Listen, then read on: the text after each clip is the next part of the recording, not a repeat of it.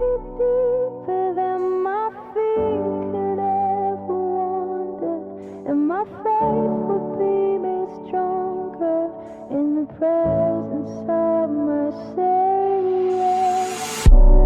Spirit, lead me where my trust is without border.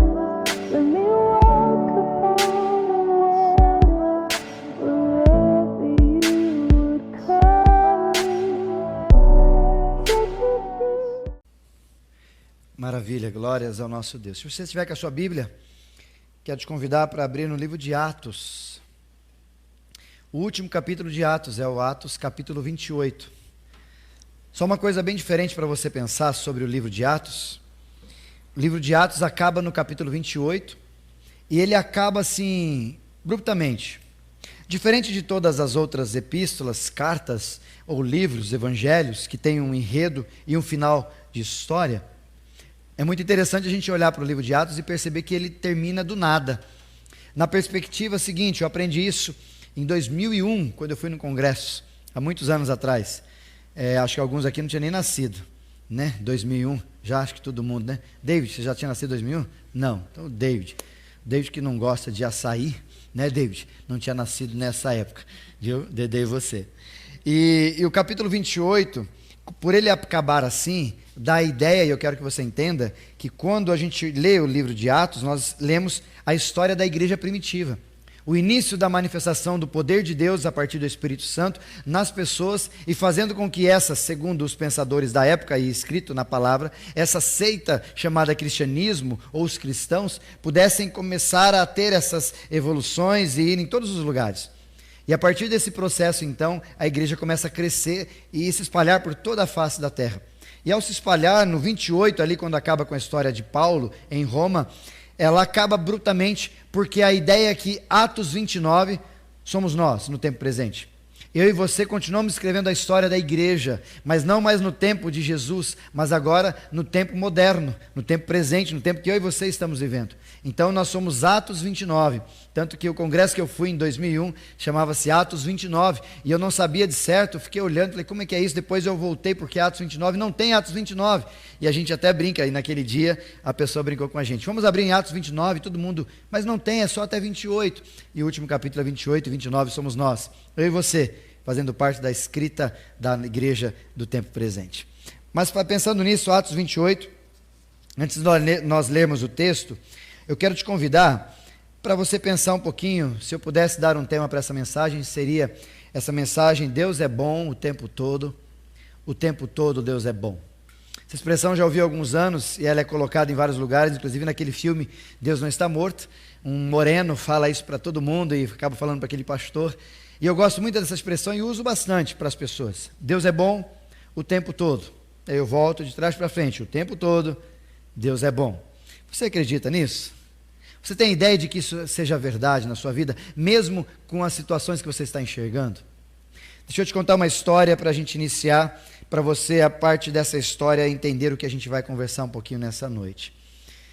Conta-se essa história que havia um rei, e esse rei gostava muito de caçar animais, levar para comer, enfim, gostava de caçar.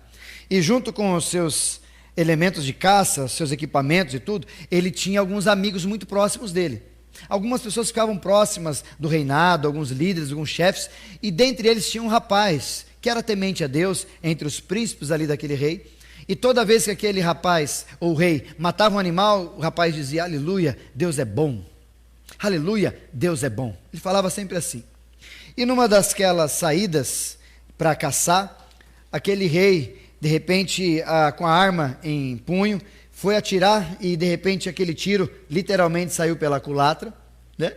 E a culatra estava bem à frente do dedão e disparou e machucou o dedo, e ele perdeu o dedo e ficou muito mal, ficou bravo. E quando eles estavam levando esse rei para o reinado dele, para o palácio, aquele jovem que estava junto disse a mesma frase, Deus é bom. E o rei ouviu essa expressão, Deus é bom. E indignado, aquele rei falou, como Deus pode ser bom me deixando passar por isso? E bravo com aquele rapaz, aquele rei, de repente pegou aquele jovem e mandou para um calabouço. Trancou e falou, você vai ficar aí. Não quero mais saber. Como você diz uma palavra dessa? Deus é bom quando eu perdi meu dedo? Que tipo de Deus você tem? Que noção você está vivendo? Passado algum tempo, depois daquele trauma que aquele rei estava por causa do dedo, de atirando e perdido o dedo, ele voltou a caçar. E numa daquelas caças, junto com os seus amigos ali que estavam, menos aquele rapaz que ficou preso, ele encontrou-se com uma tribo canibal. Caçando ao meio ao mato, encontrou essa tribo canibal e eles foram sequestrados. E essa tribo tinha um exercício, por ser canibal, de pegar todas as pessoas e de repente levá-las para serem cozidas e comerem. Canibal, é o processo deles. Mas então eles pegaram todos eles, inclusive o rei, começaram a jogar, e o rei ficou por último. E começaram a jogar lá para cozer e mataram todos os homens que estavam perto do rei. E aí quando foram pegar o rei, uma das pessoas que estavam ali, ela ficava olhando para as pessoas para ver se a pessoa tinha alguma coisa errada ou algo, porque eles não podiam oferecer e cozer sacrifício ao Deus deles e depois comê-los se a pessoa fosse imperfeita. E aí de repente chegou a hora do rei, eles olharam para o rei e o rei não tinha uma mão, não tinha um dedo numa mão. E eles ficaram olhando e falaram, mas como assim? E olharam e de repente dispensaram o rei. Mandaram o rei embora, livre, os outros todos morreram e o rei foi livre embora para casa. E aí quando ele chegou no reinado dele, ele lembrou daquele rapaz que ele tinha mandado prender, e ele chamou esse rapaz e foi conversar com ele. Viu? Olha o que aconteceu. Olha o que houve. Eu estava lá e de repente tudo isso aconteceu. E você estava me dizendo que Deus é bom mesmo. Deus é bom. Se eu não tivesse perdido o dedo naquela hora, naquele momento eu já estaria morto. Porque tirando isso, e você disse Deus é bom, e eu não entendi, agora eu sei como Deus é bom. Aí aquele jovem falou, aleluia, viu como Deus é bom? E aí depois aquele rei chegou para ele no mesmo instante e falou, mas eu não entendo uma coisa. Se Deus é bom, por que ele deixou eu prender você injustamente? Por que ele deixou eu deixar você na cadeia, ficar ali preso, passando por esse tempo todo? Aí o rapaz respondeu para o rei, o senhor vê como ele é bom? Porque se eu não tivesse preso, eu estaria morto agora, porque eu tenho todos os dedos da mão. Então Deus é bom o tempo todo. O tempo todo Deus é bom. Deu para entender essa história? Como que a gente reage? E a grande pergunta que eu quero que você faça é se você crê de fato que Deus é bom e que todas as coisas cooperam para o nosso bem, como nós cantamos também. E a despeito de todas essas questões, essa semana algumas pessoas me perguntavam, e conversando comigo me fizeram algumas perguntas bem duras para eu tentar responder. E uma das pessoas me fez a seguinte pergunta, pastor, por que esse Covid não pega em gente só ruim? Ela perguntou isso para mim, Marcão. Por que esse Covid não pega só em gente ruim, gente boa não precisa pegar? Aí eu falei, depende do seu nível de ser ruim e de ser bom. Se fosse pegar só quem era ruim, pegava todo mundo. Porque todos nós é ruim, pecador ruim, criança desde que nasce é ruim. Então não dá para pegar assim. Mas ele falou, não, eu estou querendo dizer algumas pessoas. Por exemplo, eu tenho uma lista aqui de alguns líderes que eu queria colocar. Eu tenho uma lista aqui de alguns governantes, algumas autoridades que eu queria pôr. E olha, tem idade para ter Covid, está na área de risco. Né? Ou seja, será que o Covid pega eles? Né? Estou aqui dando aqui, estou dando uma dica, caminho, fazendo um mapa para os caras ir lá. Mas a questão, e tirando a brincadeira de lado, mas é que estão morrendo por causa desse Covid, mais de 140 mil pessoas só no Brasil, e muitas pessoas boas morreram por causa desse Covid. Muitas pessoas ruins morreram por causa desse Covid também. Pessoas, enfim, morreram por causa do Covid. Mas a grande questão a respeito desse detalhe de pessoas boas ou ruins, por que a gente não consegue? Ela vem precedida de uma outra pergunta que me fizeram também. Pastor, por que Deus deixa tudo isso estar acontecendo até agora? Porque não dá para mexer? Não dá para de repente Deus intervir, alguma coisa acontecer e de repente tudo, a gente acordar desse pesadelo que a gente está vivendo, chamado pandemia, onde os alunos não podem voltar para a escola, onde os pais não podem ver os seus filhos, alguns, onde os filhos não podem ver os seus pais, ou os pais não podem ver os seus avós, filhos, avós, enfim, todo mundo ali tendo que ficar isolado, a gente não poder mais ter aquele carinho, aquele cuidado, inclusive a gente, igreja fechada, a gente não pode abraçar ninguém. A gente chega, o pessoal chega aqui para o culto, a gente chega e dá uma cotoveladinha, dá um murrinho e belezinha, mas a gente quer abraçar. Ainda mais você que me conhece pessoalmente, sabe como eu sou do toque, como eu gosto de abraçar, como eu gosto de estar perto de gente, como isso me faz bem. Mas a grande questão não é só saber por que Deus permite tudo isso, é a gente entender no meio dessa caminhada o que está acontecendo. Por isso eu quero te levar no livro de Atos, capítulo 28, quero te convidar para a gente ler os últimos versículos desse capítulo. Os primeiros versículos, perdão, desse capítulo que diz assim, se você estiver com a sua Bíblia, leia comigo, Atos capítulo 28, a partir do versículo de número 1.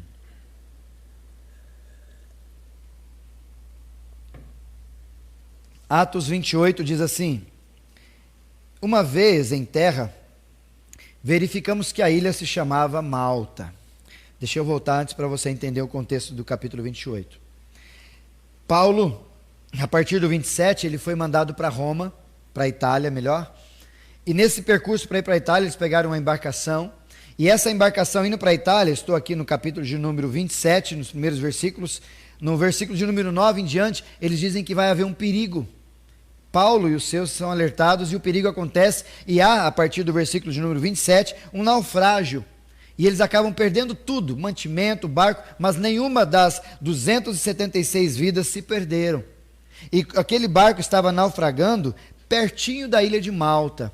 E aí eles correndo, nadando, alguns, outros encostados em paus, outros em algumas outras coisas, conseguiram chegar. E a ilha que eles chegaram depois desse problema no mar foi a ilha de Malta. E aí então você tem o contexto para entender o versículo 1 do capítulo 28. Uma vez em terra, chegando em terra, verificamos que ali se chama Malta, o nome dessa ilha. Quem está falando é Lucas, o autor do Evangelho segundo Lucas, que é um médico, e ele que está falando e narrando essa situação. Então ele estava junto com Paulo nesse mesmo episódio, provavelmente. Versículo 2: os bárbaros trataram-nos com singela humanidade, porque, acendendo uma fogueira, acolheram-nos a todos por causa da chuva que caía, por causa daquele frio que a gente sentia. Estou no versículo 3. Tendo Paulo, então, ajuntado e atirado à fogueira um feixe de gravetos, a hora que ele pegou uma víbora, ou uma cobra, ou uma serpente, depende da sua tradução, acabou fugindo do calor, prendeu-se em sua mão, mordeu a mão de Paulo, naquela ilha de Malta. Quando os bárbaros viram a víbora pendente na mão dele, disseram uns aos outros: certamente esse homem é um assassino ou homicida, de repente da sua tradução, porque ele foi salvo do mar, mas a justiça não lhe deixa viver. Versículo número 5. Porém, ele, sacudindo a mão, o réptil que estava ali caiu no fogo, e Paulo não sofreu mal nenhum, apesar de ter sido picado por aquela víbora. Estou no versículo 6. Mas eles esperavam que ele viesse a inchar ou a cair morto de repente. Mas depois de muito esperar, vendo que nenhum mal lhe sucedera, mudaram o seu parecer. Ao invés de chamá-lo de assassino, que anteriormente o fizeram no versículo número 4, agora eles o chamam de Deus. Ele deve ser um dos deuses. O restante do texto diz assim: perto daquele lugar havia um sítio pertencente ao homem principal daquela ilha, chamado Públio, o qual nos recebeu e hospedou benignamente por 3 dias. E aconteceu-se achar-se ali enfermo e de disenteria, ardendo em febre, o pai de Públio. Paulo foi visitá-lo e, orando, impôs-lhe as mãos e ele acabou sendo curado. À vista desses acontecimentos, os demais enfermos da ilha vieram e foram curados juntamente, os quais nos distinguiram com muitas honrarias, e tendo nós que prosseguir viagem, nos puseram a bordo tudo o que era necessário para chegarmos até Roma. E aí você continua o restante do versículo 11, para você entender que eles saíram depois de um tempo, a viagem, a cabo de 3 meses, eles pegaram a embarcação e continuaram indo a Roma, a Itália. Interessante que eu quero que você guarde aqui, só para você entender o contexto de Paulo na ilha de Malta, é que aquela cidade ou aquela ilha, inclusive hoje, se você quiser visitar a ilha de Malta, ela é muito benquista para fazer casamentos. E viu, Marcos? Quiser mudar o seu repertório aí, não dá mais tempo? Não dá, podia ser, né, Marcos? Se tivesse pregado isso aqui no começo do ano, né? Você tinha mudado, é verdade. Fazer casamentos ou lua de mel. Caso você queira fazer sua lua de mel em Malta, é um pouquinho mais caro que a gente imagina. Mas é um lugar lindo, maravilhoso. Um mar assim, cristalino, lugares maravilhosos. Se você colocar na internet aí, Ilha de Malta, você vai ver. Naquela região tinha muitos portos e muitas pessoas chegavam ali, uma cidade muito movimentada, mas essa ilha específica, a Ilha de Malta, que até hoje ainda tem essa proposta, um pouco diferente, eles têm nesse arquipélago um lugarzinho onde eles falam que ali foi onde Paulo e os seus 276 pessoas acabaram naufragando e chegando naquela terra a nado ou segurando em tábua, mas chegando nessa ilha. E é engraçado que o texto diz para nós que essa ilha tinha alguns homens e os chama de homens bárbaros. A expressão de ser bárbaro é diferente daquele texto que eu falei no início, de canibais, bárbaros, brutos, aquele homem que mata. Não, o contexto de ser bárbaro para o povo romano é porque eles não falavam a língua romana, eles não falavam o grego. Então, para eles eram bárbaros para os que chegaram e para eles eram pessoas diferentes. Então, não houve uma comunicação oral junto com aqueles homens. No entanto, quando eles chegaram, diz o texto, exatamente no versículo 2 e 3, eles trataram com uma humanidade singular. Ou seja, nem conheciam, não tinha ideia de quem era, simplesmente apareceram ali e eles trataram muito bem aqueles. Tanto que o texto, no versículo 3, vai dizer que havia uma fogueira e eles fizeram a fogueira para que eles pudessem se aquecer naquele frio e naquela chuva. Aí Paulo entra em cena. E Paulo, como um cristão, uma pessoa que eu e você precisamos ter proatividade, ele mesmo foi pegar uns gravetos, e a hora que ele foi pegar o graveto, perto ali, mexer, ajudar na fogueira, uma cobra o picou. Uma cobra chegou perto dele, picou ou mordeu? Os dois estão certos. Quem que ajuda aí? Pô, ela morde também, né? Pica, não sei. Enfim, a cobra acabou tendo contato letal com Paulo.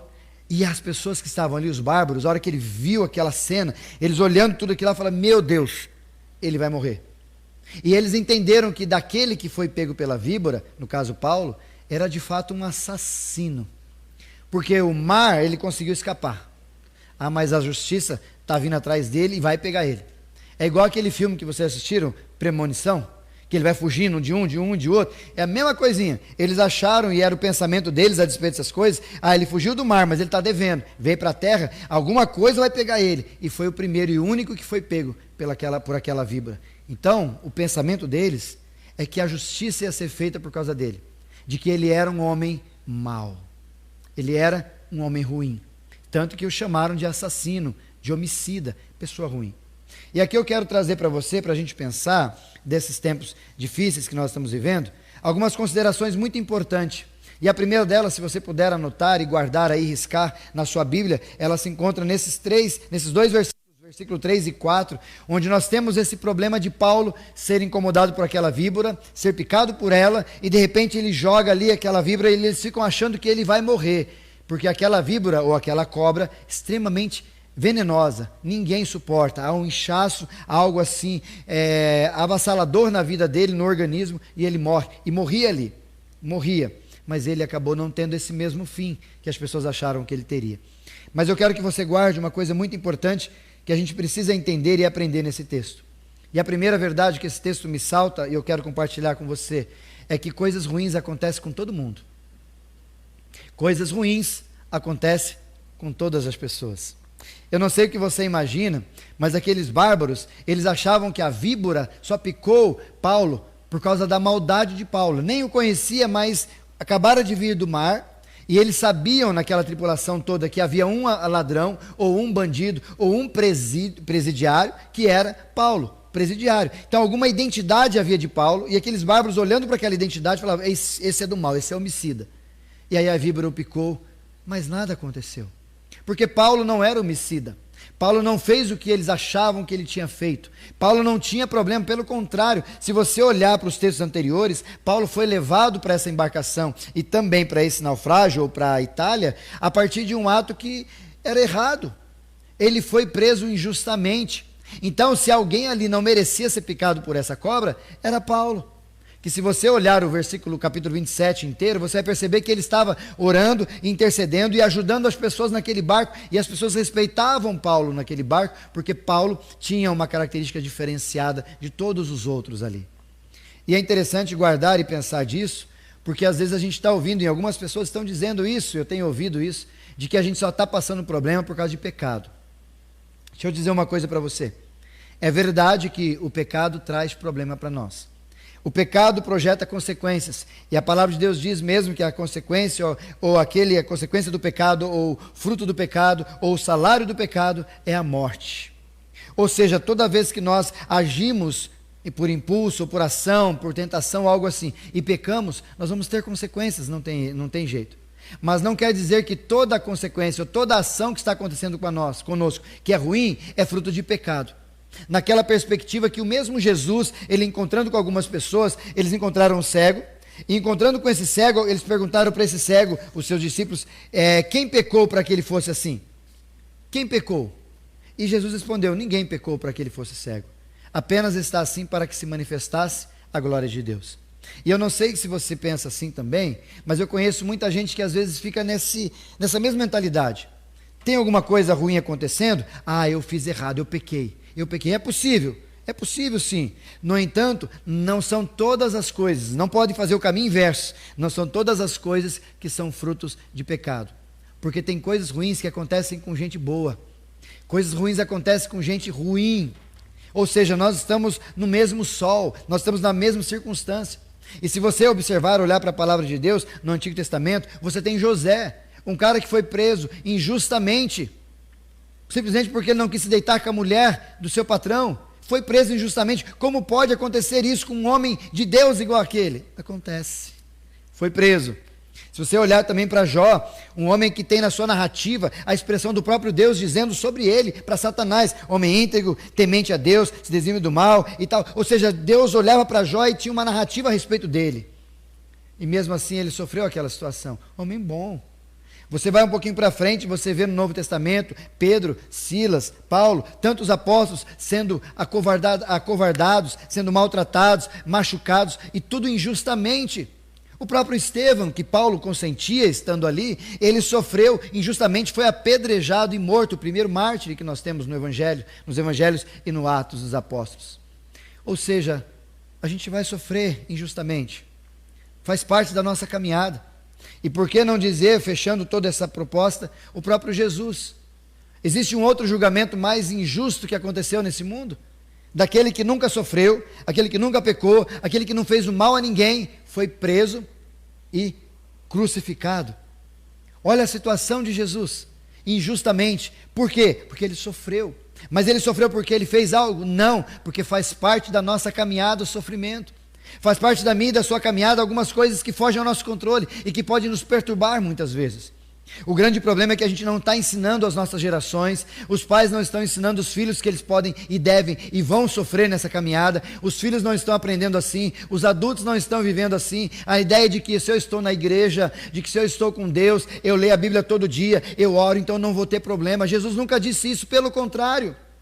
Lá no livro de João, no capítulo 16, versículo 33, Jesus diz uma expressão totalmente diferente, dizendo, no mundo vocês vão ter o quê? Aflições. E ele não está dizendo para quem não é dele, ele não está dizendo para outras pessoas, vocês que estão na igreja, fiquem na paz, vai ser tudo de boa, vocês que estão fora da igreja, vocês vão ter aflições. Não é assim que Jesus está dizendo. Pelo contrário, Jesus está trazendo todos os seus para perto e chamando a responsabilidade, dizendo, queridos, vou falar uma coisa bem séria para vocês. No mundo vocês vão ter aflições, problemas, dificuldades, gente xarope perto de você, momentos, circunstâncias que fogem ao teu controle, situações que vão te virar de cabeça para baixo, onde você não vai achar situação para sair daquilo. Mas o versículo não acaba dizendo só isso. Ao mesmo tempo que Jesus mostra uma realidade, ele mostra também uma segunda realidade que vem do céu. Porém, no entanto, tem de bom ânimo, eu venci o mundo. Ou seja, tudo que você enfrentar, se tiver com ele, tem de bom ânimo, ou seja, continua firme, porque você vai vencer. É essa a palavra de Jesus. Mas esses dias, eu conversando com algumas pessoas, elas dizendo sobre essa ação de às vezes acontecer com elas, a grande questão e verdade. O livro de Tiago, capítulo número 2, vai nos ensinar exatamente isso, dizendo que as provações ou as situações adversas da vida nos levam à perseverança. E a perseverança, ela sendo trabalhada, ela nos leva a ser alguém mais perfeito, ou seja, mais próximo daquilo que Deus quer que eu e você nos tornemos. O que eu quero concluir nesse primeiro momento, de forma muito clara, queridos, é que se você não está passando por dificuldades, você vai passar. Não estou sendo aqui profeta do caos, estou sendo apenas realista do processo. Se você já passou, você sabe como é difícil. Se você está passando, fique firme. E se você não está passando, olhe para frente e fique firme, porque você vai passar por aflições. Faz parte da caminhada. O nosso mar, como barco da vida, ela não é apenas de um mar tranquilo, todo calmo. Não, às vezes tem ondas fortes. Às vezes tem dificuldades raras, mas às vezes aparecem. Ou talvez obscuras, às vezes aparecem. Como aquele hino que a gente gosta demais. As ondas atendem ao meu mandar. Por isso que o próprio Deus e o próprio Jesus dizendo ali para as ondas, sossegai, sossegai. E eu quero deixar 2 desafios para você nesse primeiro momento. Primeiro desafio, pastor, se eu sei que eu vou ter problema, o que eu faço então? Primeiro desafio para você, seja resiliente. Sabe o que é resiliente?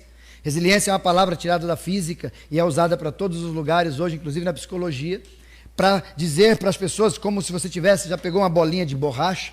Resiliência é a matéria que ela tem, é o exercício que ela recebe, onde você amassa e quando você a solta, ela volta no formato normal. Ela não se perde em meio à pressão. Não é que nem uma outra bola ou qualquer outra coisa assim, de borracha ou de outro instrumento que você aperta e aí você solta, ela fica apertada. Isso é ausência de resiliência. Por isso eu desafio você nesse primeiro momento, tenha resiliência na sua vida, porque os problemas são fatos e vão acontecer, inerente à vida os problemas. Então seja resiliente, seja forte, firme para você, a partir dos problemas, não se perder e não permitir que você vá esvaziando-se pelo ralo a partir dos problemas que vão acontecendo com você.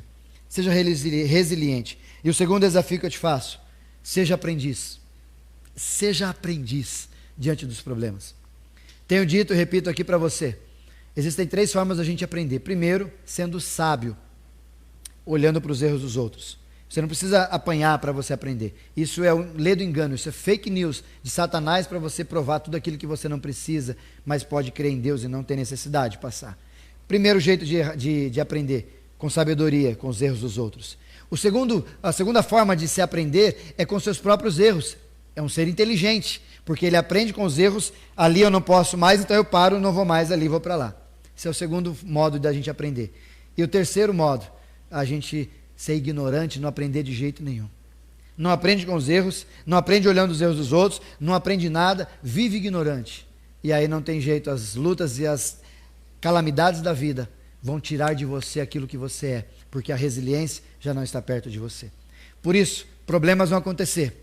Esteja cheio e forte, firme, com resiliência, mas seja um aprendiz, para você diante da vida aprender o que fazer e o que não fazer a despeito disso. Foi isso que Paulo fez. Era óbvio que Paulo não poderia ser picado por aquela cobra, até porque você vai de convir comigo que Deus conhecia o lugar que aquela cobra estava, não conhecia? Deus poderia a partir do Espírito Santo falar, Paulo, aí embaixo tem uma cobra, não rela, não rela. Deus poderia, mas por que Deus permite algumas situações dessas? Para fazer com que a minha e a sua resiliência seja fortalecida e para que eu e você aprendamos alguma coisa nessa hora. O que Deus quer te ensinar com os problemas que você tem vivido? O segundo momento que eu quero te incomodar, para a gente pensar, é que mesmo olhando para o texto, mesmo depois dele ser picado, o discurso que foi lançado a respeito de Paulo, ou o estereótipo, ou o rótulo que colocaram sobre Paulo é que ele era assassino. Mas quando eles perceberam que aquela víbora já estava no chão e ele não inchou, não aconteceu nada, eles começaram a mudar de percurso, mudar de assunto e mudar mesmo de procedimento e até de ideia de quem Paulo era. Qual é a ideia agora? Ele era um dos deuses. Olha o que acontece, eu quero chamar você para o segundo momento dessa nossa palavra. Se o primeiro é que coisas ruins podem acontecer com todas as pessoas, boas ou ruins, o segundo, a verdade, é que Deus pode fazer das coisas ruins na minha e na sua vida virar bênção. Deus pode fazer coisas ruins na minha e na sua vida virar coisas boas para os outros. É isso que Deus faz. Deus é especialista em transformar tudo em qualquer coisa que Ele quiser. Ele é especialista em transformar o nada em alguma coisa, tanto que no Gênesis você vai ver a criação, do nada, Deus pelo poder da palavra começou a fazer e conhecido todas as coisas, ou seja, Deus é especialista em fazer isso. E nesse texto em especial, que eu quero que você guarde e entenda um pouquinho, é que Deus poderia intervir ali e não permitir que Paulo fosse picado por aquela víbora. Avisar, dar um toque, como a gente falou anteriormente. Mas nesse sentido, Deus não intervém, porque Ele tem planos, Ele tem projetos a respeito disso. Porque assim que ela picou, e vendo que ele não morreu ou não inchou, eles perceberam e mudaram. E o seu coração, diz um comentarista do Moody, que o coração daqueles bárbaros se abriram, porque enxergaram em Paulo um Deus. E Paulo de fato não era como anteriormente, já em outros momentos, também confundiram Paulo com outro Deus. E chamaram Paulo e Apolo de Deus, Júpiter e outro tal, e confundindo Paulo com Deus, mas aquela confusão que eles fizeram, de agora é assassino, mas agora é Deus, fez com que aquela cidade se abrisse para a vida de Paulo, se abrisse para que a oportunidade pudesse acontecer. E ao abrir aquela oportunidade, ou aquela situação, Deus transforma aquela picada daquela víbora em um momento maravilhoso de acontecer na vida de Paulo. E olha o que acontece no versículo seguinte: porém sacudindo o réptil, no fogo não sofreu mal nenhum, mas eles esperavam que viesse a inchar ou algo assim, e nada aconteceu. Então chegaram à conclusão e mudaram o parecer, dizendo que não é um assassino, mas ele é um Deus. E aí então, versículo de número 7, perto dali havia um homem que tinha uma casa muito bonita, uma casa maravilhosa, um sítio é chamado aqui, e ele era um dos principais daquela ilha, chamado Públio. E esse homem, Públio, acabou olhando, ouvindo a história de Paulo e o trouxe com os seus para ficar na casa dele por 3 dias. Ou seja, se de um assassino, quem chama assassino para ficar em casa? Você chama assassino para ir para casa? Não chama. Mas depois dessa inversão do mal que essa víbora ou essa serpente quis causar, permissão de Deus, mas Deus transformou todo esse processo em uma coisa boa, da onde Paulo estava na casa de um homem, e essa casa desse homem foi tratado bem, foi melhor assistido do que qualquer outra pessoa. Ou seja, Deus colocou um homem dele num hotel 5 estrelas. Olha a víbora, olha a maldade que estava e olha o final da história. E isso me ensina, e eu quero que você entenda também, que nós temos personagens assim. Por exemplo, o próprio José, que nós falamos um pouquinho antes. José, quando ele foi vendido, foi preso, foi para a cadeia, e depois virou vice-governador do Egito. Olha o que aconteceu quando ele se encontrou com seus irmãos. Gênesis capítulo 50, exatamente no versículo 20. Quando ali conversando com seus irmãos, ele diz a seguinte expressão: o mal que vocês intentaram contra mim, Deus transformou em bem. Ou seja, quando ele se lança diante de Deus, aquelas coisas maldosas que as pessoas querem fazer com a gente, Deus intervém e transforma aquele processo em coisa boa. Talvez o ditado que cabe aqui seria aquele: há males que vêm para bem. Ou seja, as pessoas querendo o nosso mal e mal sabem que quem vai intervir a nosso respeito é o nosso Deus. Não estamos sozinhos nessa luta. Por isso eu quero deixar 2 desafios para você sobre isso. A despeito do texto que nós cantamos, Romanos 8, 28, que diz: todas as coisas cooperam para o bem daqueles que amam a Deus, daqueles que são chamados segundo o seu propósito. Todas as coisas cooperam. Romanos 8, 28. Mas eu quero te convidar para 2 desafios sobre esse segundo momento, para a gente partir para o terceiro e último. Se Deus quer fazer as coisas boas das coisas ruins que eu e você vivemos, 2 ações que Ele precisa que eu e você tenhamos, que aconteceu aqui. Primeira, não murmure em meio à tribulação. Não murmure em meio ao momento difícil da vida. Porque eu conheço tanta gente nesse mundo, não sei se aqui os meninos conhecem, as meninas aqui, mas gente chata, xarope, chatonildo, só sabe reclamar, Jesus de misericórdia. Eu já falei isso uma vez aqui, vou repetir. Eu tinha um amigo, eu trabalhava em Londrina, na ST Telecom, acho que nem tem essa empresa mais, isso alguns anos atrás. Não falar o tanto, é um pouquinho. Não vai falar que é quantos anos, que eu estou falando dado, o pessoal está me pegando aqui. E alguns anos atrás, e tinha um rapaz que trabalhava com a gente lá, chegava para ele: e aí, meu querido, bom dia. Não sei, o dia está começando ainda. Sabe aquele cara chato, que só sabe falar palavra de murmuração, só reclamar da vida. Chegava na hora do almoço: bom almoço aí, marmitona, aquela marmitona caprichada, né? Pá, feijão, arrozinho, um zoinho olhando para nós assim, bem amarelinho, sabe aquele zóio amarelo? Olhando para nós, 2 assim às vezes, e abria a marmita e comia, e ele lá no fundo: e aí, bom almoço? Não sei, espero que não tenha estragado a comida nesse calor. Oh, Jesus de bicicleta. Ai, meu Deus, dá vontade de orar para aquele irmão, uma oração diferente. Aí chega no final da tarde, ia embora, mesma coisinha, de vez em quando ele dava umas melhoradinhas, mas era um acidente melhor daquele homem, porque ele era comumente um chato. Conhece alguém assim? Não cutuca ninguém do lado, tá? É outra pessoa, é lá de Londrina, não tem nada a ver com a gente. Quando a gente ia embora, um abraço, até amanhã, Deus abençoe. Não sei se eu vou sobreviver essa noite. Ai, Jesus, falava, oh meu Deus. Aí voltava no outro dia e ele sobreviveu. Não sei se isso era bom ou ruim, mas ele sobreviveu. E ele ia no outro dia com o mesmo mau humor. Deus dava vida, fortalecia ele com o mesmo mau humor e lá de novo. E falando, não sei como vai ser o dia. Eu não sei você, mas eu conheço muita gente que faz isso com a vida. Está passando com um probleminha e reclama. Está passando com um negocinho e reclama. Faça o seguinte, vá para o hospital ver o que é problema de verdade.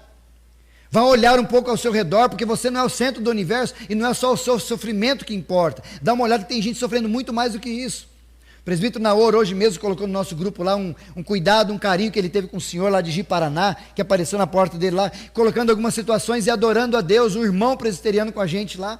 E eles se emocionaram, choraram, e o áudio que ele mandou para a gente, dizendo isso, olha a cabeça desse homem, passando por dificuldade, a mulher com câncer, já tirou todos os 2 seios, está mal, está no hospital, desencanada pelos médicos, e ele louvando e glorificando a Deus. O que é isso, irmãos?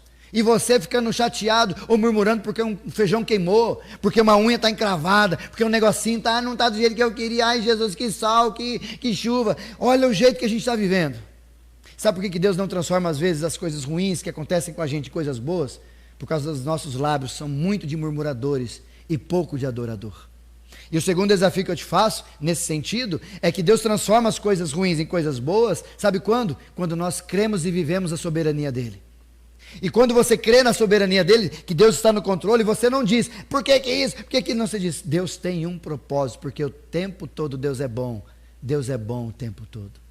Só que a gente não crê nessa soberania na vida, a gente crê nessa soberania na palavra, a gente crê nessa soberania para dizer para os outros, para tentar acomodar ou confortar alguém, mas para nós mesmos a gente não consegue viver assim. Por isso, o segundo desafio que eu te deixo nesse detalhe, Deus pode fazer dos momentos ruins que você está enfrentando, momentos bons. Ele tira porque Ele é especialista nisso. Mas a mim e a você nos cabe não murmurar.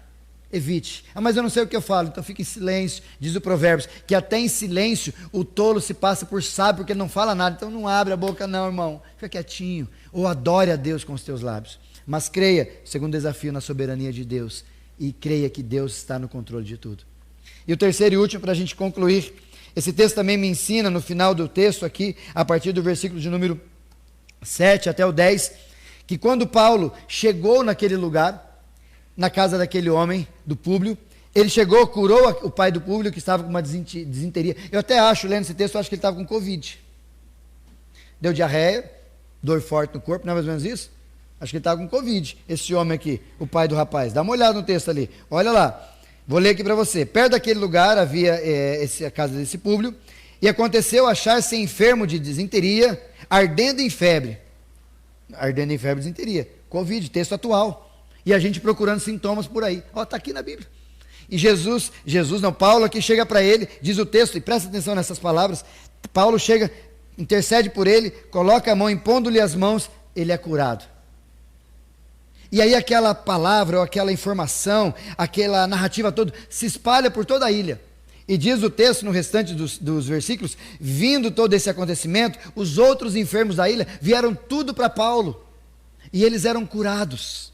E aqui, só para você entender, a primeira palavra curado com relação ao pai de Públio é uma palavra no grego. A segunda é outra palavra. A segunda palavra no versículo 9 de curado é terapeue, que é a mesma origem da palavra terapêutico, que é o tratamento onde o próprio Lucas, que é médico, que é o que está narrando essa situação, estava ali ajudando as pessoas. Ou seja, medicamentosamente Deus estava cuidando e milagrosamente Deus estava cuidando.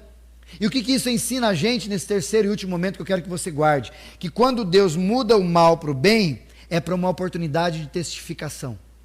Vou repetir, quando Deus muda aquilo que é ruim para fazer de coisa boa, é porque Ele quer que você saia daquilo ali, manifestando a glória de Deus e aproveitando as oportunidades para os lugares. Porque tem gente que não entende isso.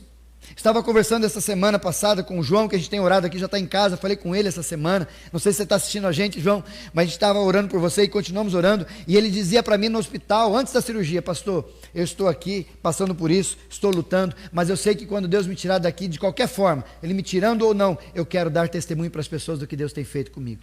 Sabe o que é isso? É aproveitar a oportunidade. E é isso que Paulo fez. Todas as pessoas foram lá, foram curadas, foram terapeuticamente curadas, foram evangelizadas, e aquele lugar virou um celeiro de pessoas maravilhosas que encontraram-se com Jesus. Por quê? Porque Paulo, no início, estava com problemas, Deus interviu e transformou aquilo que era ruim em coisa boa. E aqui 2 desafios que eu trago para você a despeito disso. Como é que, pastor, como que Deus vai fazer as coisas ruins virarem coisas boas? Amém. Eu vou murmurar menos e vou crer na soberania de Deus. Tá, mas e para eu aproveitar as oportunidades, como é que eu faço? Primeiro desafio: confie em quem você conhece. Confie em Deus. Para Ele transformar e aproveitar as oportunidades na sua vida, quer seja no seu trabalho, na sua escola, em qualquer lugar, confie que Deus está no controle e está na sua frente. Confia, mas eu coloquei, confia em quem conhece, porque às vezes nós confiamos sem conhecer. A natureza e a testificação da fé, já falamos sobre isso alguns domingos atrás. Confia em Deus. E a segunda, testifique de Deus. Seja uma extensão do Pai na vida das pessoas. Como nós falamos semana passada também, seja alguém que de fato fala que é cristão, mas se comporta como cristão, e não o contrário, alguém que fala, mas não tem nada a ver. Não, testifique o amor, a ação e o cuidado de Deus na sua vida. Quer seja no trabalho, quer seja em casa, mas testemunhe, fala para as pessoas: olha o que Deus tem feito comigo, porque o testemunho revigora a energia, a força, o humor, dá ânimo para aqueles que estão padecendo em momentos difíceis da vida. Por isso eu quero concluir e dizer para você, para a gente guardar, e a gente vai cantar uma canção, bem antiga, mas muito linda. Fazia tempo que eu não tocava, ela nem cantava, acho que vocês também, né? E eu quero convidar você para a gente cantar essa canção do Fernandinho, que o Marcos tanto gosta, Fernandinho. Romanos capítulo 8, versículo 28. Mas eu quero concluir trazendo para você esse desafio. Lembrando, Deus é bom o tempo todo. O tempo todo Deus é bom. Por Ele ser bom o tempo todo, não quer dizer que você não passe por problemas. Você vai passar sim, porque faz parte da nossa natureza. Mas em passar por problema, seja resiliente e aprenda. Seja um aprendiz nos momentos difíceis da vida. Pergunte para Deus: Senhor, o que o Senhor está querendo me ensinar com essa situação? Onde eu preciso aprender? O que está acontecendo que eu não consigo enxergar? O que eu posso aprender com esse momento? Seja um aprendiz, e um bom aprendiz para você praticar na vida. Segundo desafio que nós deixamos aqui: Deus pode transformar as coisas ruins em coisas boas, mas para que isso acontecer, que tal eu e você pararmos de murmurar? Hora de abrir os nossos lábios apenas para falar o que Deus tem feito, apenas para agradecer. Murmure menos, reclame menos, fale menos daquilo que a gente não precisa falar. E terceiro e último, Deus nos dá coisas boas, modifica o mal para coisas boas, para a gente aproveitar a oportunidade. Você tem muitas histórias na sua vida de que Deus já fez por você, livramentos de que Deus já fez com você, ações que Deus cuidou de você, momentos maravilhosos que Deus agiu na sua vida. Que tal você pegar toda essa história, narrativa que você tem e começar a falar isso para as pessoas que estão padecendo? Ligar para alguém, mandar uma mensagem, fazer uma videoconferência com alguém na situação difícil que você já enfrentou e você sabe que Deus te livrou. Que tal você ser instrumento de bênção, de ânimo na vida dessas pessoas, dizendo: ó, Deus cuidou de mim, como Paulo fez, falou para um para o outro, e todo mundo ficou perto dele para serem curados e ministradas pelo poder de Deus que estava no apóstolo Paulo. Pergunto para você: como é que está a sua vida hoje? Como é que você está vivendo esse tempo? Está com problema? Fique em paz, Deus está contigo. Mas não murmure não, aprenda com essa situação. Como é que está? Ainda não está enfrentando dificuldades? Fica tranquilo, a sua hora vai chegar. Seja resiliente, seja aprendiz, se fortaleça, mas passe pela prova cantando louvor. E por último, nunca se esqueça, toda e qualquer situação é a oportunidade para falar do reino de Deus. Como Jesus falou para aquele cego: quem pecou? O que aconteceu com ele? Jesus simplesmente disse: nada aconteceu. Simplesmente foi para que se manifestasse a glória de Deus. Que a sua vida seja uma manifestação da glória de Deus. Que a minha vida, que a nossa vida se torne cada dia mais, no trabalho, em casa, em qualquer lugar, a manifestação da glória de Deus a despeito da nossa vida. Take me deeper than my feet could ever wander, and my faith will be made stronger in the presence